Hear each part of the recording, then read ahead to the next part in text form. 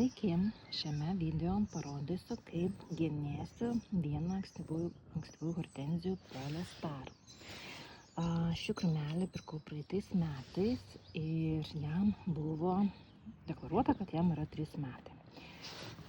Tačiau, kaip matote, tai augo 3 litrų vazone ir jam buvo mažai vietos, nes išaugusios šakelės jos yra gan plonos.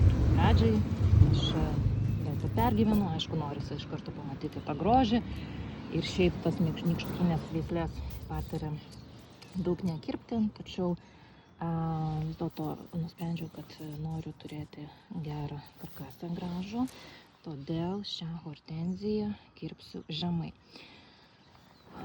Dėl to, kad žemai kirpsiu, tai nors jinai yra ir ankstyva, tačiau jinai sužydės vėliau. Panašiai kaip ir kitos hortenzijos, tai turbūt apie birželio mėnesį. Tai pradėkim. Matau, kad yra tokios šakos ir jos buvo praeitais metais nukarpytos ir išaugo 2 naujos šakelės. Tai ką aš padarysiu, tarkim, šitai šakai, tai paliksiu vieną akutę ir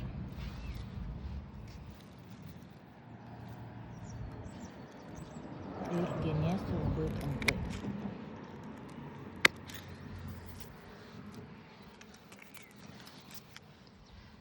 Šakos, kaip matote, geros, žalios, peržiemoja jos gerai. Pusės nepagauna, bet žalios. Taip, dabar šita šaka kaip ir graži. Tačiau aš noriu dar tvirtesnį karkasą, bet čia matau yra potencialas naujiem pumpurėliam. Tai aš čia irgi kirpsiu žemai. Irgi žalia šaka.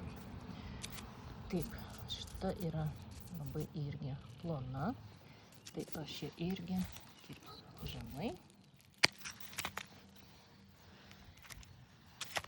Šita buvo irgi labai plona, viršūnėlė nukirpta per pusę, bet išaugo, žiūrėkit, kokios plonos šakelės ir nemanau, kad jos žydėjo.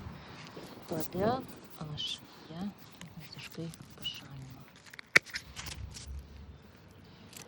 Taip pat šita irgi šakelė irgi buvo kirpta praeitais metais, bet irgi labai vos sulelis kažkoks, aš irgi pašalinu, kirpau trumpai.